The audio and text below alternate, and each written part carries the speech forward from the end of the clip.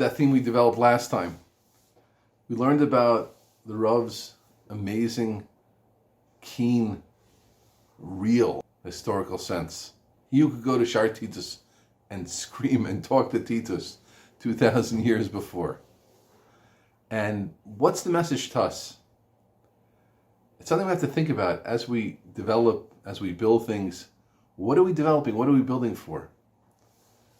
We need to develop a historical sense in ourselves. Chadesh Yemeinu Kikedem. Renew our days as they were.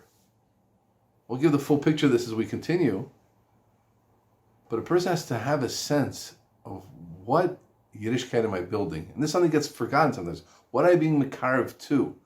Sometimes we rip apart so many parts of things, and then what's left is such a skeleton, even sometimes a wreck of atzamas of what was, and we don't even realize that we're watering things down so.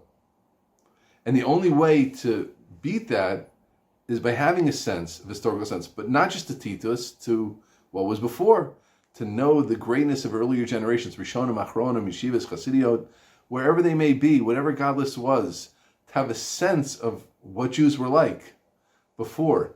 And of course, while adapting Torah to our times and speaking the language of today's youth and speaking our own language and speaking ways that speak to us so we can speak to others, but to have a sense of what team are we on? And you see people sometimes, you wonder, like, what team exactly are they on? I mean, in the name of Judaism, is this the team?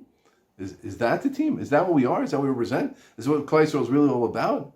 A hodgepodge of universalistic, democratic, whatever goes on in the day. What are we saying? Who are we? So that's another thing we have to learn from the Ponevezher Rav.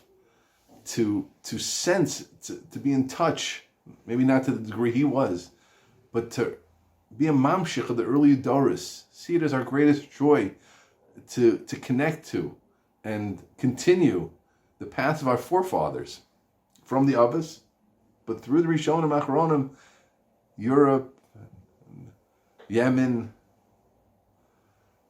Lower East Side, to tap into the koach that was and is Klal Yisrael.